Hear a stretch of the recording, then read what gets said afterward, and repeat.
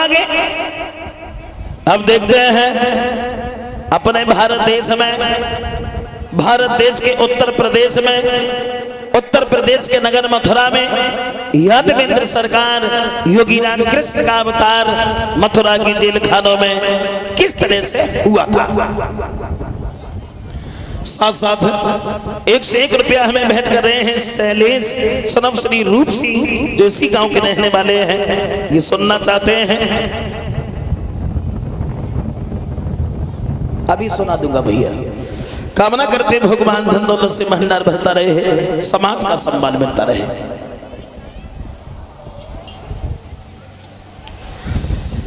श्री सुखदेव बोले हैं, सुनिए महाराज परीक्षित, मथुरा के राजा हुए हैं आहूका, आहूका, इनके दो लड़का हुए हैं, उग्रसेन और देवक। उग्रसेन बड़े थे और देवक छोटे थे। उग्रसेन की पत्नी का नाम था पवन रेखा। ये पवन रेखा बहुत बड़ी पतिव्रता थी, बहुत बड़ी पतिव्रता भगवत श्रोताओं। लेकिन उग्रसेन के घर में किसी संतान ने जन्म नहीं लिया था और देवक के 7 लड़कियां थीं और 7 लड़कियां वसुदेव को वियाई गई थी। ये वसुदेव वटेश्वर के रहने वाले थे और वसुदेव के जो चाचा के लड़का थे नंद, ये 9 भाई थे जो गोकुल में रहते थे। और ये कंस जो था वो उग्रसेन से नहीं बल्कि त्रिमिल के नाम के राक्षस से पैदा हुआ था। ऐसा कैसे हो गया? देखो,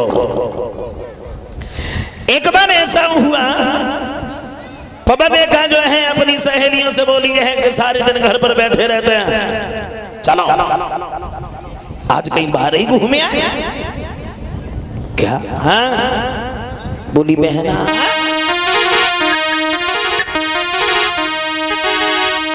चली बहना घुमाई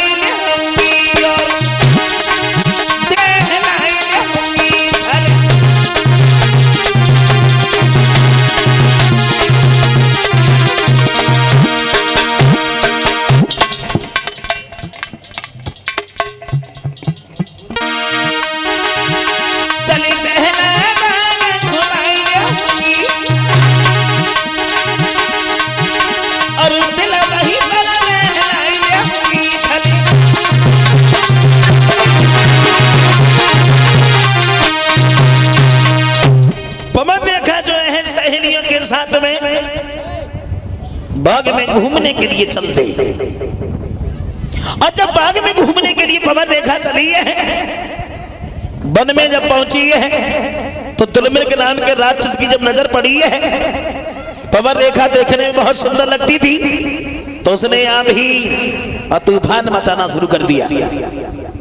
हाँ, जब आंधी और तूफान मचाना शुरू कर दिया, पवन रेखा अपनी सहेलियों से बिछड़ गई। उस राक्षस ने उग्रसेन का भेष धारण किया और पवन रेखा के सामने पहुंच गया। रानी, घबराने की जरूरत नहीं है, तुम्हारी रक्षा करने के लिए हम तैयार हैं। बुलाए हैं वो राक्षस।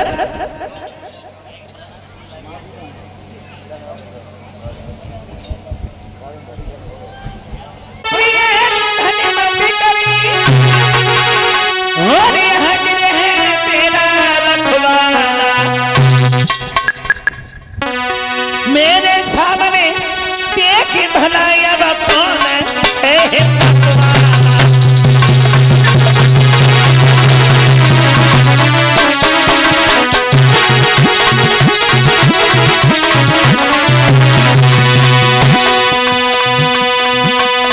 राक्षस बोला है पवन रेखा, घबराने की जरूरत नहीं है, तुम्हारी रक्षा करने के लिए हम तैयार हैं।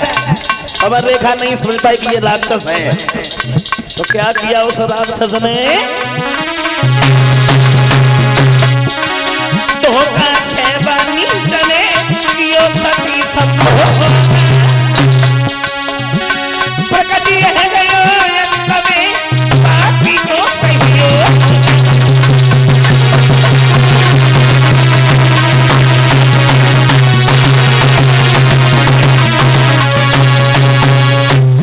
पवन रेखा नहीं समझ पाई कि ये राक्षस है। तो धोखा से बानी चने कि यो सती संभोग प्रकटी है गयो अंत में पापी को सहयोग। अंत में राक्षस अपने भेष में आ गया। हर जब राक्षस अपने भेष में आ गया तो पवन रेखा की होश उड़ गई। पवन रेखा बोली, है नीच तूने तो हमें कहीं का नहीं छोड़ा। अगर ये बात मैं पहले जान जाती तो हम तुझे श्राप दे देती, लेकिन अब आगे तूने तो हमें कहीं का नहीं छोड़ा। पवन रेखा बोली है नीच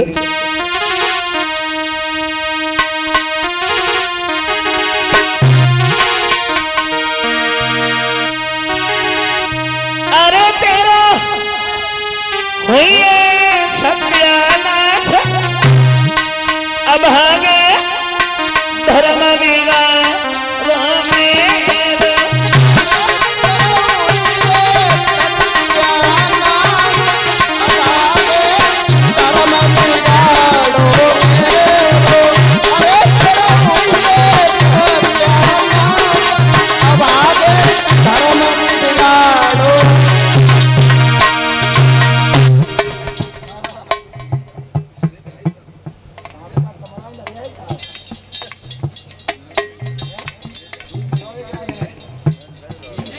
फिर वो अपना शरीर का छुपाएगा। कंस बोला पिताजी शेर ये बन ये शेर हमारे को समझ में नहीं आते हैं और हमें ऐसा लगता है कि बुढ़ापे के साथ साथ तुम्हारी बुद्धि भी खराब हो गई। हम ये उम्र राज्य के लायक नहीं रही है। कंस दरबार में खड़ा हो गया, बोला दरबार में बैठे हुए सभी भाइयों, आप तो जानते हो हमारे पिताजी के ऊपर बुढ़ापा है, कहते कुछ हैं करते कुछ हैं। अगर मैं यहाँ का अधिकारी बन जाऊं तो कैसा रहेगा? कोई नहीं बोला। बोलते क्यों नहीं? अगर मैं यहाँ का अधिकारी बन जाऊं तो कैसा रहेगा? कोई नहीं बोला। कंस के जो पीछे घूमने वाले थे वे उठ करके खड़े हो गए, बोले कंसनाथ अगर तुम यहाँ के अधिकारी बन जाओ भैया तो फिर बात ही बन जाए। जो इतने शब्द कंस ने सुने भाग करके उग्रसेन के सर से मुकुट उतार करके अपने सिर पर पहन लिया। उग्रसेन के हथकड़ी बेड़ियां डाली और मथुरा की जेल में डाल दिया। बेटा थोड़े ऊपर बांधना ने के ऊपर, इतनी लंबा ही है, कोई बात ना। भक्तजनों कंस जो है जब वहां का अधिकारी बना है, हमारे पिताजी कहते आए हैं वो तुम करते आए हो, लेकिन आज के बाद ऐसा नहीं होगा। न कहीं हवन होगा, न कहीं भजन होगा, न कहीं कीर्तन होगा। गौशाला में आग लगवा दी जाए, गौएं कटवा दी जाए। मूर्खों हवन करते हो, घी को ले जाकर के अग्नि में जलाते हो, खुद खाओ, शरीर को तंदुरुस्त बनाओ। मातवा कहीं भजन करते मिल जाए, पकड़ करके मथुरा की जेल में डाल दो। 3-4 दिन की सड़ी हुई रोटियां खिलाओ, जो मरे नहीं जीवित बने रहे। माता पिता ज्यादा बूढ़े हो जाए, व्यर्थ में मत खवाओ, उठा के नाले में फेंक आओ। भाई होगा जो हम कहेंगे।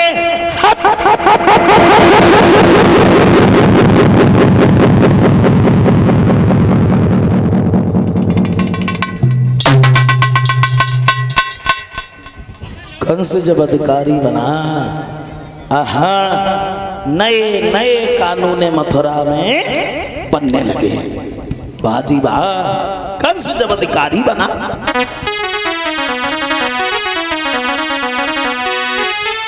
अधिकारी भोजन कंस राज कानून नए नए बनने लगे। सोई लुच्चाई और लफंगन के लकड़ी सब भोजन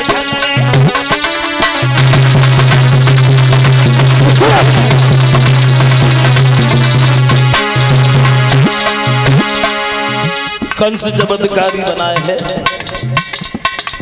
नए नए कानून बनने लगे हैं मथुरा में।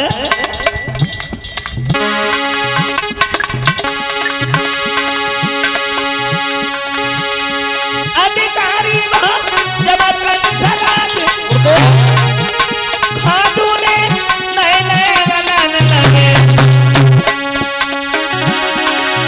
लुटाया लगे, रबड़ी संग भोजन चल लगे।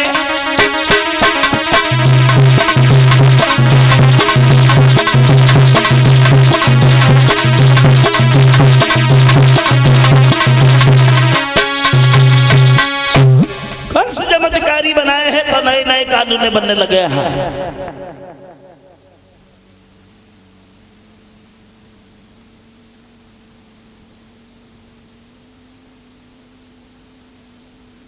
भक्तजनों, कंस चमत्कारी बनाए हैं तो नए नए कानून बनने लगे हैं। भक्त श्रोताओं, कंस बनाए हैं भैया, आप तो जानते हो ये कंस शादी के लायक है। अगर किसी की नजर में कोई लड़कियां है तो हमें बताओ। एक धीरे सुट करके खड़ा हो गया, बोला महाराज हमारी नजर में एक नहीं 2 लड़कियां हैं। मगध जो रहने वाले जरासंध है ना, उनके घर में 2 लड़कियां हैं, अस्थि और प्राप्ति, तुम इनके साथ में शादी कर लो। कंस बोला शादी कर लो नहीं, आज ही जाएंगे और एक से नहीं 2 लड़कियों से शादी करके आएंगे। अब चल दिया कंस मथुरा से मगध की ओर, लेकिन जरासंध की 2 लड़कियां जो कि दोनों चंद्र बदन जियारी परगु में बिटिया कुंवारी,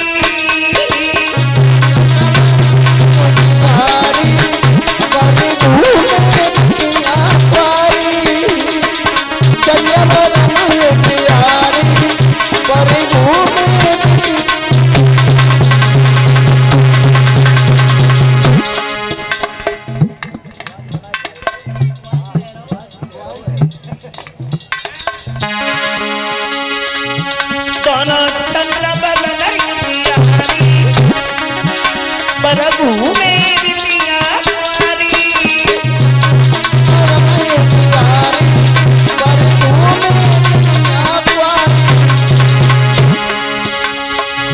बड़ा सुंदर बदन था सुनहरा, चमके चंद्रमा सा चेहरा, नादान उम्र की बारी, नादान उम्र की बारी, परगु में घर में कुंवारी।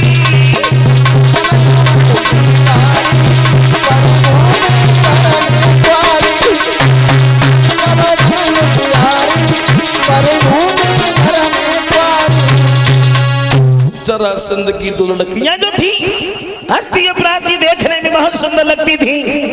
कंस जो है मगध में जाकर के पहुंच गया, और जब मगध में जाकर के पहुंचा है जरासंध बोले हैं आइए कंसराज। मथुरा के राजा कंस बोला जरासंध मथुरा के राजा नहीं, मथुरा के भगवान ही भगवान। बोली जानता हूं, कैसे आना हुआ? कंस बोला जरासंध हमने ये सुना है कि तुम्हारे घर में 2 लड़कियां हैं। हाँ ठीक सुना है, बस इसलिए तो हम आए। क्यों? शादी करने के लिए। जरासंध बोले हैं कंसराज राजा हो गए मथुरा के, भगवान हो गए मथुरा के, मगध के नहीं।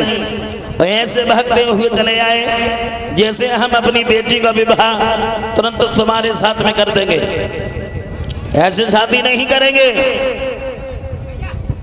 फिर कैसे करोगे? जरासंध बोले ही कंसराज उदा बनाई ए बच्चों भक्तजनों, कंस बनाए हैं जरासंध हाथी की धौंस, कहाँ है तुम्हारा हाथी, बनाओ से। उधर से हाथी भागा, इधर से कंस भागा। हुआ क्या? अरे होना क्या था, वहां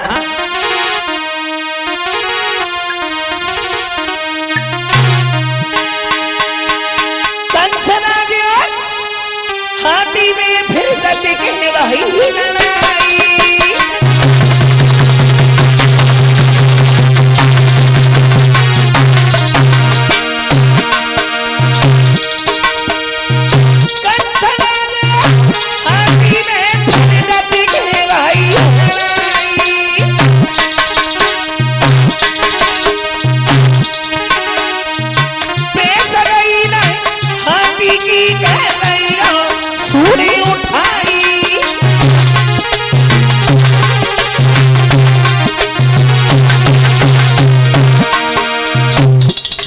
हाथी में घमासान तो शुरू हो गया। परिणाम ये हुआ है कि कंस से हाथी हार गया। और जब हाथी हार गया, मजबूर होकर के जरासंध ने अपनी दोनों बेटी का विवाह कंस के साथ में कर दिया। भगवत श्रोताओं,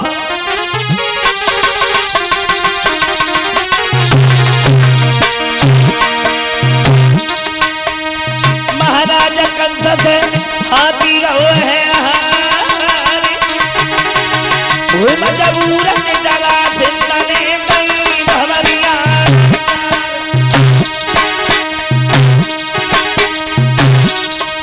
सोई दुल्हनी बन के दो बेटियां शाश्वत आई है। सोई दुल्हनी बन के दो बेटियां शाश्वत आई है।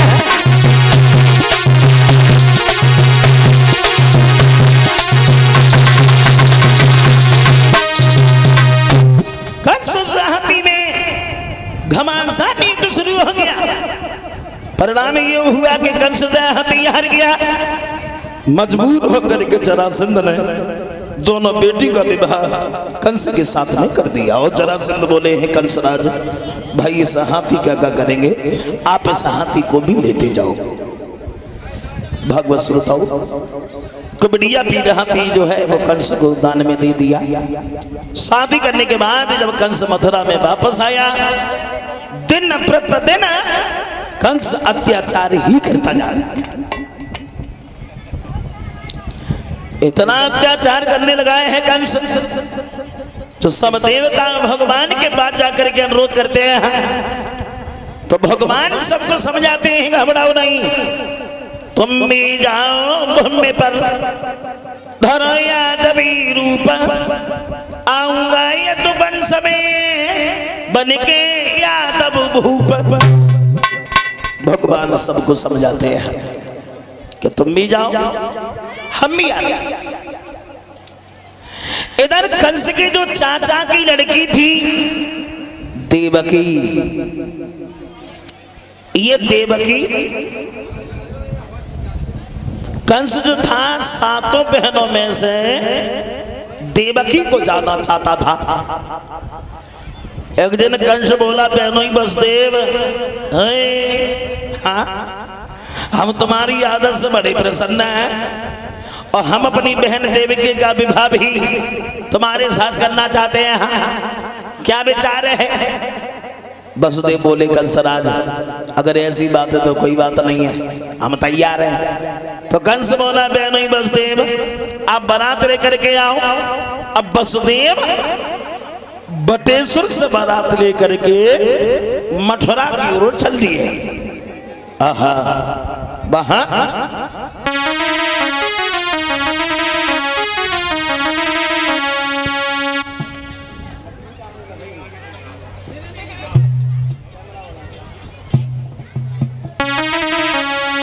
चले हैं वसुदेव बटेश्वर से मथुरा की ओर। हंसी खुशी के साथ चली बारात मथुरा आई, और मंडप लोग गड़वाली रे देवकी की वही सगाई।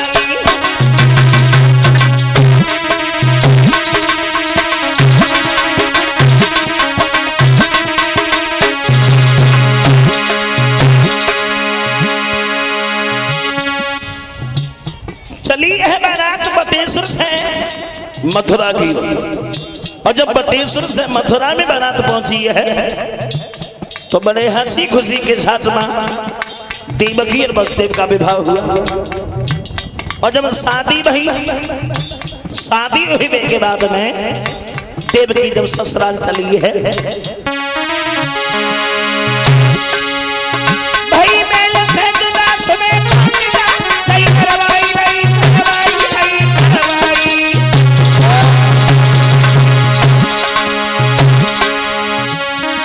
पलकी के बीच चमेली मजत बैठाई, पलकी के बीच चमेली मजत बैठाई।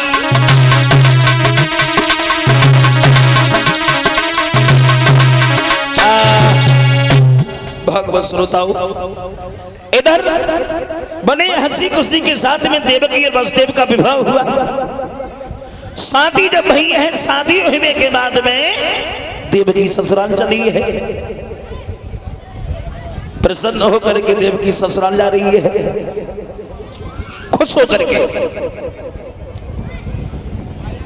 खुश होकर के देवकी ससुराल जा रही है।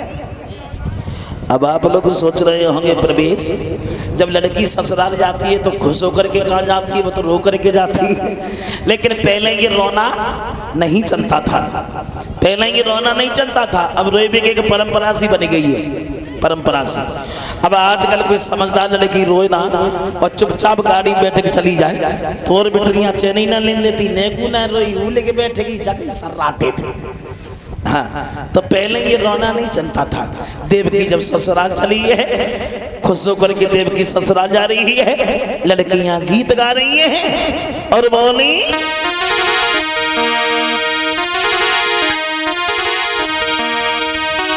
जा मेरी बहनी तुम्हारा हाथ सुखारी, जा मेरी सखी तू रहे सुखारी।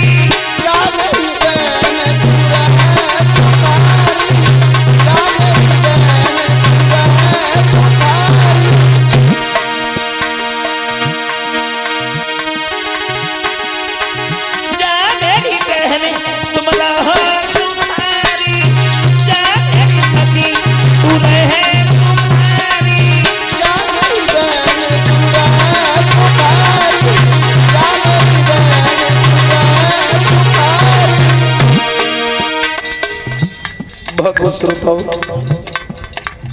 देवकी को विदा कर रही हैं और बोली,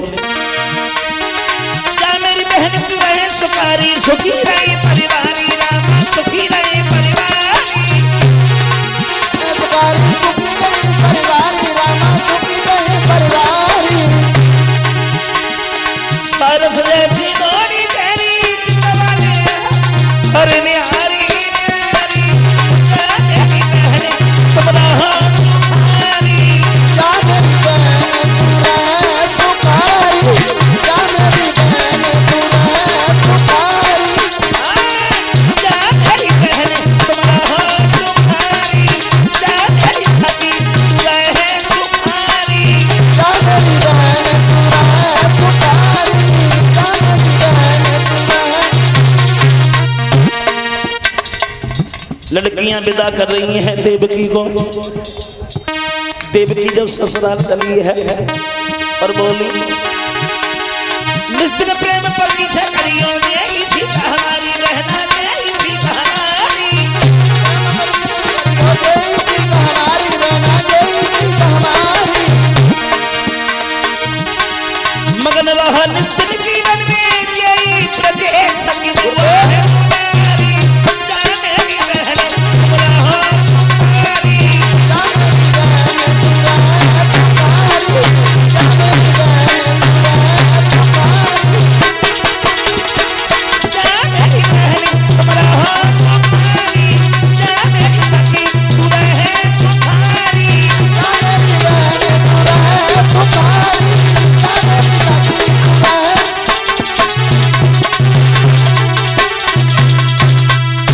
देवकी जब ससुराल चली है,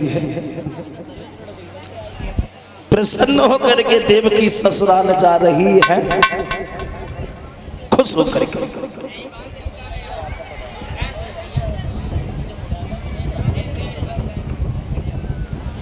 देवकी जब ससुराल चली है तो कंस जो है पास में पहुंच गया। का बहन मथुरा से बटेश्वर बहुत दूर है, कब तक पहुंचोगी? चलो थोड़ी देर रथ में बैठा करके हम तुम्हें छोड़ी दे रहे, लेकिन एक बात का ध्यान रखना, मथुरा से जाकर के बटेश्वर में किसी से दबना नहीं। घमंड से कह देना कि हम भगवान भोजराज कंस की बहने, मथुरा से बटेश्वर से उठा लाएंगे, मथुरा में गड़वा देंगे, पता भी नहीं चलेगा। अब कंस ने देवकी को रथ में बैठाला, और जब रथ में बैठाला है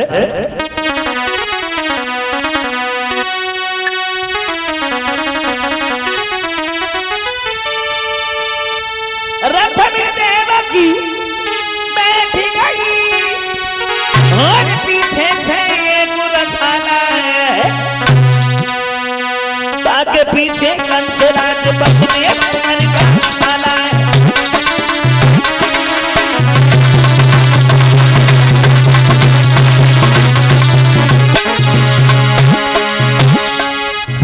कंस ने देवकी को रथ में बैठाना। भागवत श्रोताओं, परिणाम ये हुआ, रथ में देवकी बैठ गई, पीछे से एक रसाला है। अब ताके पीछे कंस राज बस में कुमार का साला है।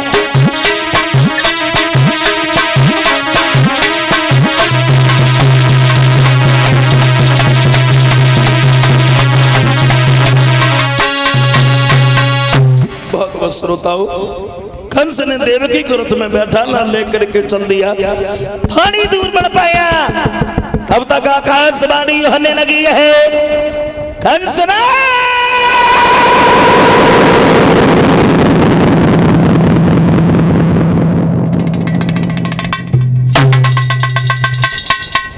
ध्यान रहे, जिस हंसी खुशी से तू अपनी बहन को विदा कर रहा है, देवकी के गर्भ से 8वां बालक होगा, वो तेरा कान होगा, जिसके हाथों से तू मारा जाएगा।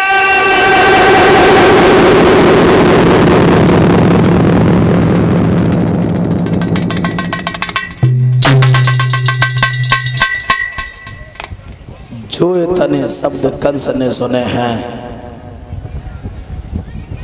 कंस खड़ा का खड़ा रह गया। कंस बोले हैं, देवताओं झूठ बोल रहे हैं तुम, हमें कोई नहीं मार सकता, कंस हमारा है,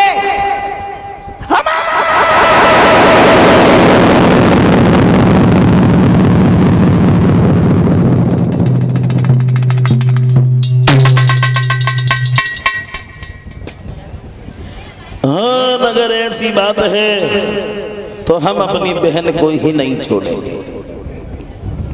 तलवार निकाली,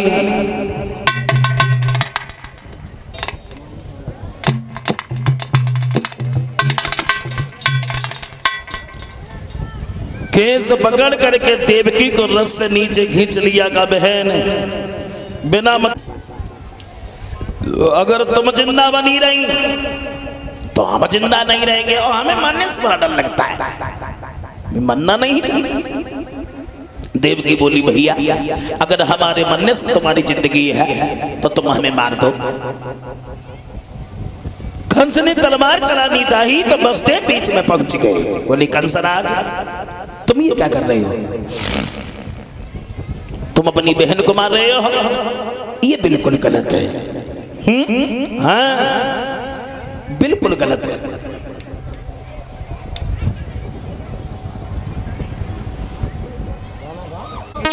तेरी बहन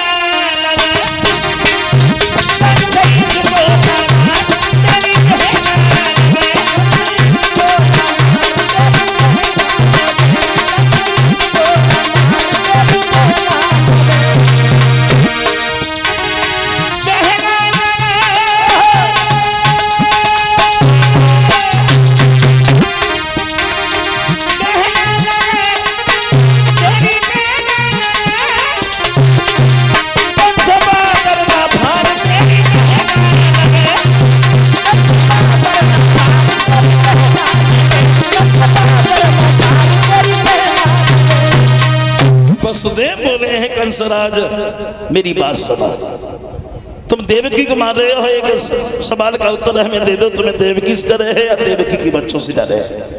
कंस बोला है मैं नहीं वसुदेव, हमें देवकी से नहीं देवकी के बच्चों से डर है। तो वसुदेव बोले हैं कंसराज फिर तुम इसे क्यों मार रहे हो? हमारी बात पर विश्वास करो, हम यमुना मैया की सौगंध खा करके कह रहे हैं जब तक देवकी के 8 बालक नहीं हो जाते हम मथुरा से बट्टेश्वर की ओर हरगिज नहीं जाएंगे। देवकी की बात मानने के वसुदेव की बात मानने के बाद में कंस ने देवकी और वसुदेव के हथकड़ी बेड़ियां डाली हैं और मथुरा की जेल में डाल दिया। और जब मथुरा की जेलों में डाला है तो कैसी दशा है मथुरा की जेलों में।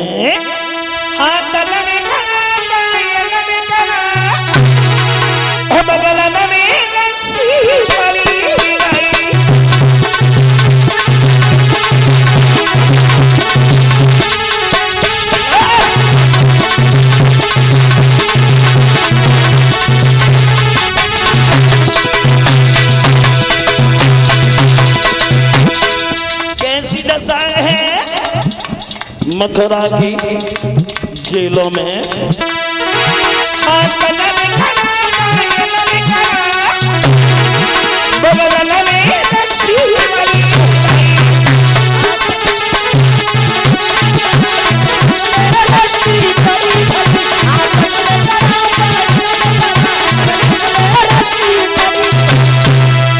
देवकी वसुदेव के हथकड़ी बेड़ियां डाली हैं और मथुरा की जेल में डाल दिया।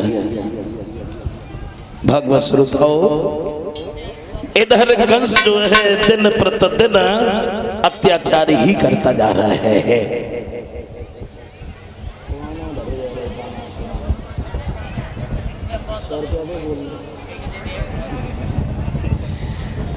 और कंस जो है दिन प्रतिदिन अत्याचार ही करता जी सुना रहा हूं।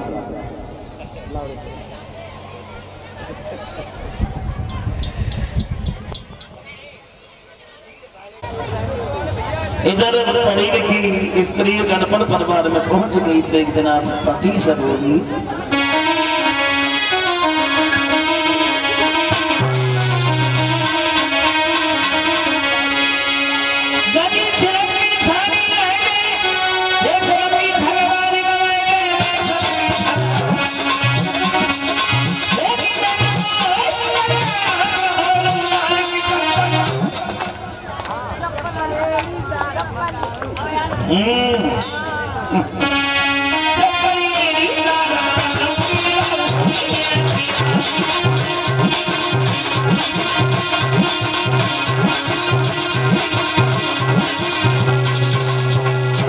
गजी सड़क की सारी राजा ले सड़की जनवार रेजिमेंट को हो तो पट्टा हाथ रुमाल चप्पल कम से कम 4 उंगल तो ऊंची होनी चाहिए। किसान बोलो कोई बात नहीं हम न बोले बोलिए बेकार को एक बात और सुनो बढ़िया से बकरी में पाव मेरा सामने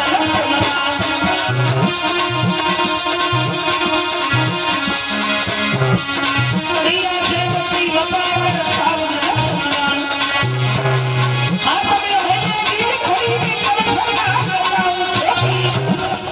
कितानी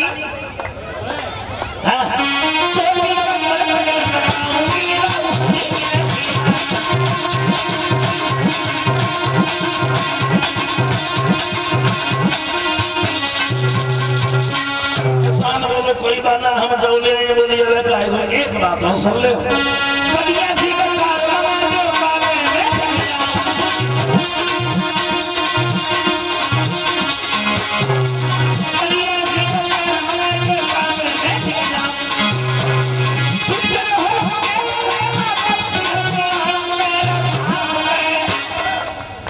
पे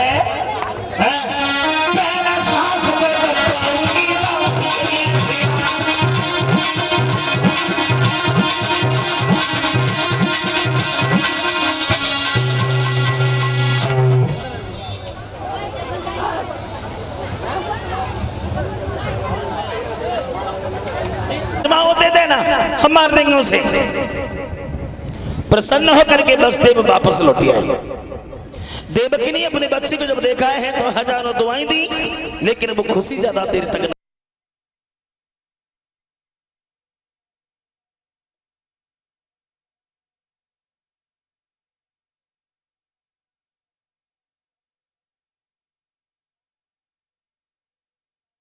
कंस के दरबार में पहुंच गए। कंस बोला आइए बाबा जी बैठो। नारद बोली कंस राजा ये चेहरा मलिन कैसा है तुम्हारा। कंस बोला बाबा जी तुम जानने के बाद भी अज्ञान बने बैठे।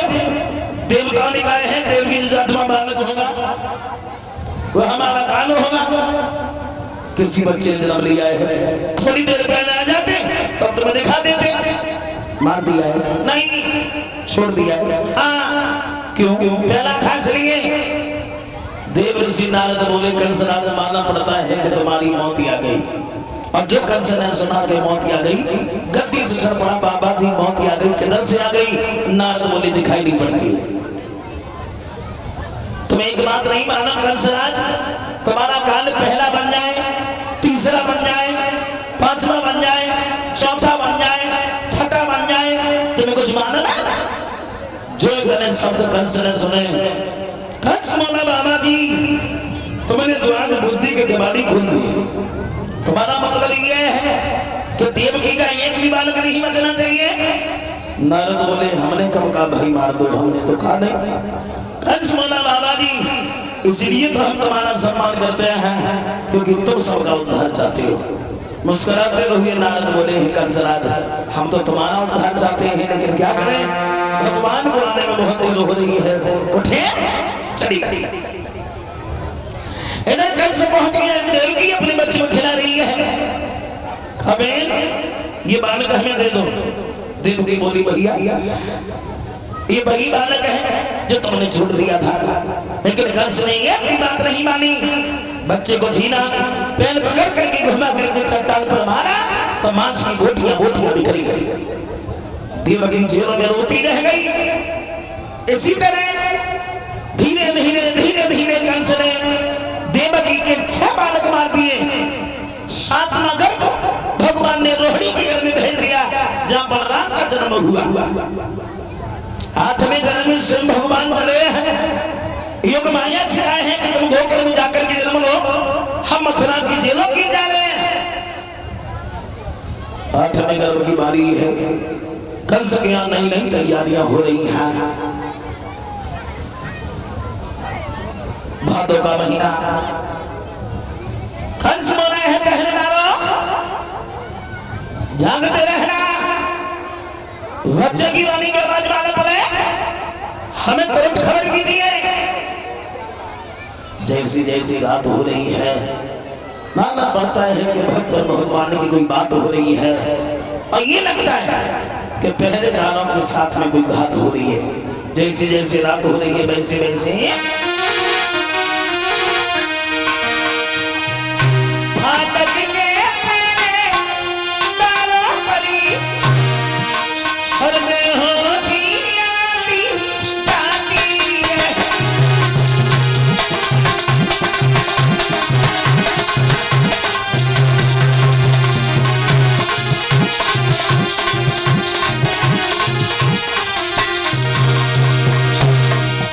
जैसे जैसे रात हो रही है वैसे वैसे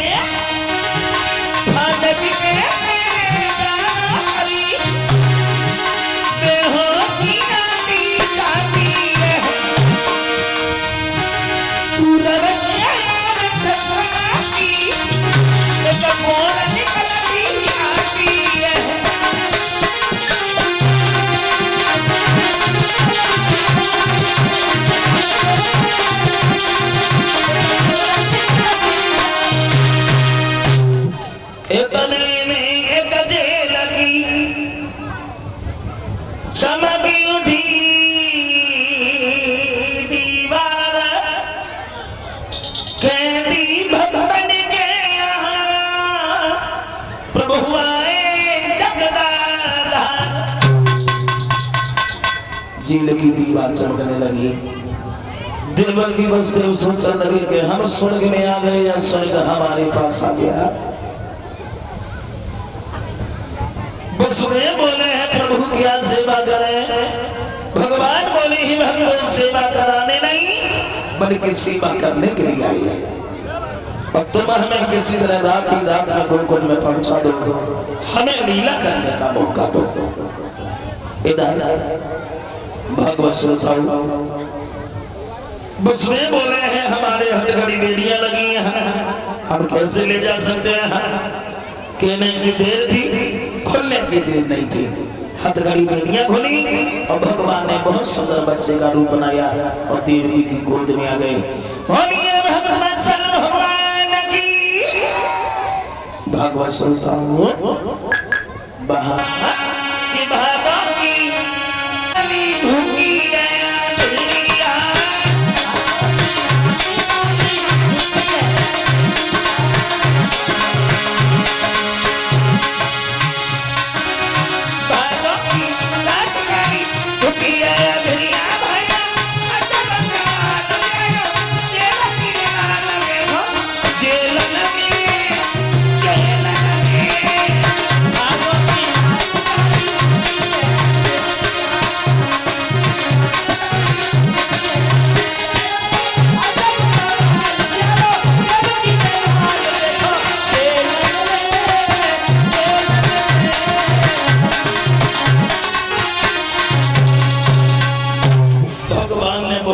बच्चे का रूप बनाया और देवकी की गोद में आ गई।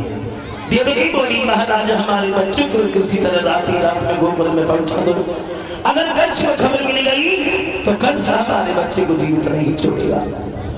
वसुदेव भगवान को झुंड में रख करके इस समय लेकर के चले हैं। पहरेदार सब सोते नजर आए, फाटक सब खुलते नजर आए। जब जेलों के बाहर निकले हैं आधी रात, हाथों का हाथ नहीं दिखाई पड़ रहा, पानी की थोड़ी थोड़ी फुहार पड़ रही है, ठंडी ठंडी बिहार चल रही है, भादों का महीना। वसुदेव भगवान को लेकर के मथुरा से गोकुल की ओर चल दिए। साथ 101 रुपया हमें भेंट कर रहे हैं सरवन यादव, जो नगला गोवती की रहने वाले हैं। सुनना चाहते हैं मोह कर धनी लइयो। चलो अभी सुना रहा हूँ। कामना करते भगवान धन दौलत से भंडार भरता रहे, समाज का सामान मिलता रहे। बोलिए आनंद कंठ भगवान की। काहे कन्हैया जी। वसुदेव जब भगवान को लेकर के चले हैं और जैसे ही यमुना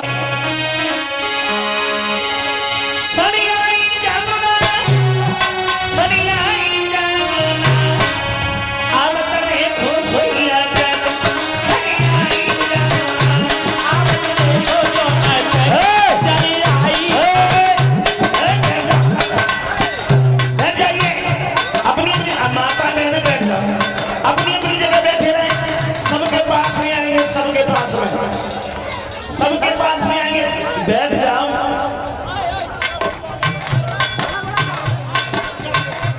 बैठ जाइए, माता बहने खड़ी ना हो। सबके पास में आएंगे, सबके पास में।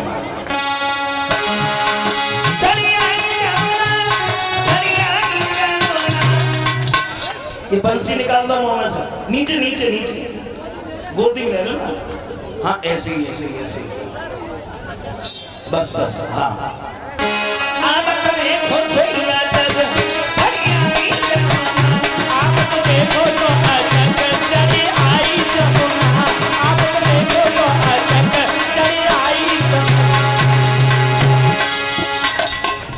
माता मैंने रास्ता दे दो, रास्ता दे दो, बीच में रास्ता दे दीजिए। पहुंच जाइए, पहुंच जाइए, अंदर पहुंच जाइए। घुटनों तक जल बना, फिर कमर तक, फिर छाती तक, फिर मुंह में पानी जाने लगा।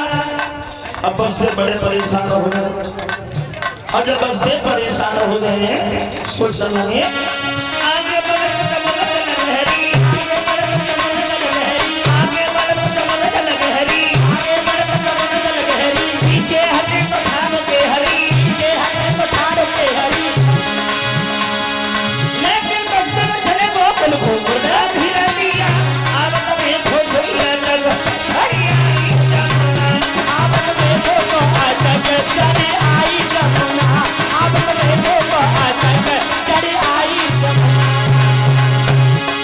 माता बहनों से अनुरोध है, विनती है, आप लोग खड़ी ना हो, बैठ जाओ।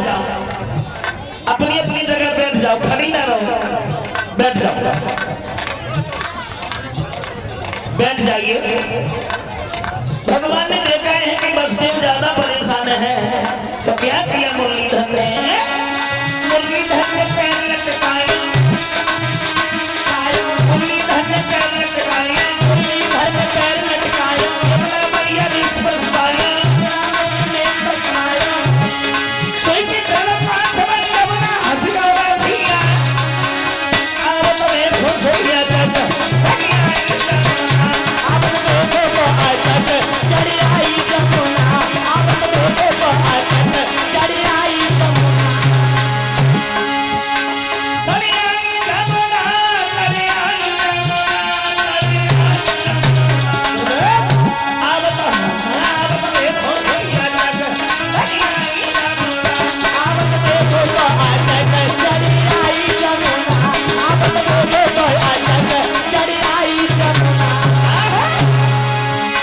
अब तो देखो सिया जग चली आई यमुना, अब तो देखो अजग चली आई यमुना, अब तो देखो अजग चली आई यमुना।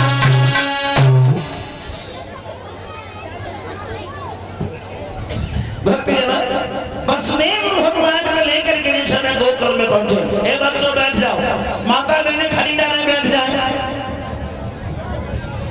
वसुदेव जब भगवान को लेकर के चले हैं, गोकुल में पहुंचे हैं, क्या देखा है? यशोदा मैया के पास लड़की लेटी हुई है, लड़की को उठाया, भगवान को बाहर लाया, तभी वसुदेव मथुरा की ओर चल दिए। लड़की रास्ता में बिल्कुल नहीं रोई, मरी सी धरी चली गई, और जैसी मथुरा की जेल में पहुंची है, फाटक सब लग गए, हथकड़ी बेड़ियां लगी हैं, पहरेदार सब जग गए, लड़की चिल्ला चिल्ला करके रोने लगी है। कंस को खबर मिली है कि जन्म हो गया, तो कंस वहां से भागा, हमें ये बालक हमें दे दो। देवकी बोली भैया ये लड़का नहीं है, और ये लड़की तुम्हें नहीं मार पाएगी। लेकिन कंस ने एक भी बात नहीं मानी, बच्ची को छीना, फिर पकड़ करके घुमा करके मारना चाहा, वो लड़की यहाँ से छूट गई। हमनी कंसराज तू हमें क्या मारेगा? तुझे मारने वाला गोकुल में पल रहा है, जिसके हाथों से तू मारा जाएगा। इधर कंस देवकी वसुदेव से क्षमा मांगता है, अब हमें माफ कर देना, तुम्हारे 6 बालक हमने मार दिए, लेकिन हमारा काल आज भी जीवित है। उधर गोकुल में सवेरा जब हुआ, यशोदा मैया की आंखें खुली हैं, तो नंद बाबा के आंगन में बधाई बधाई बजने लगी है।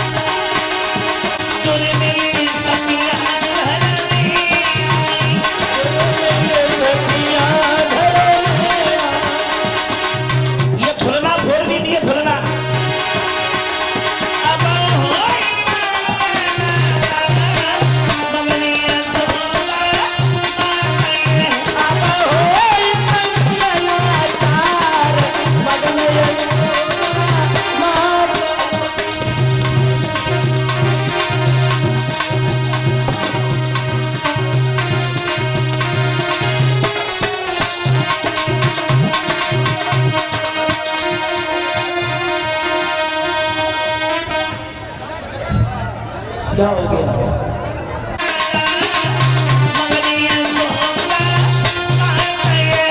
भैया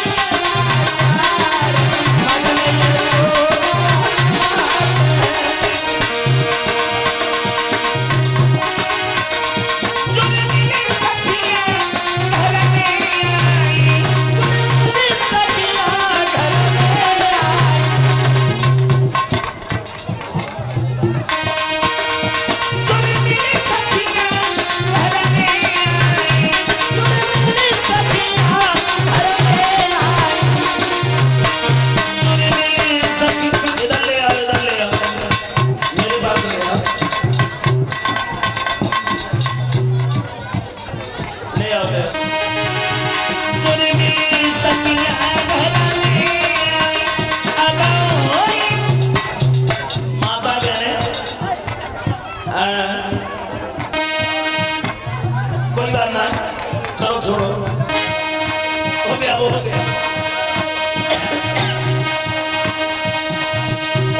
भैया बहने आप लोग बैठ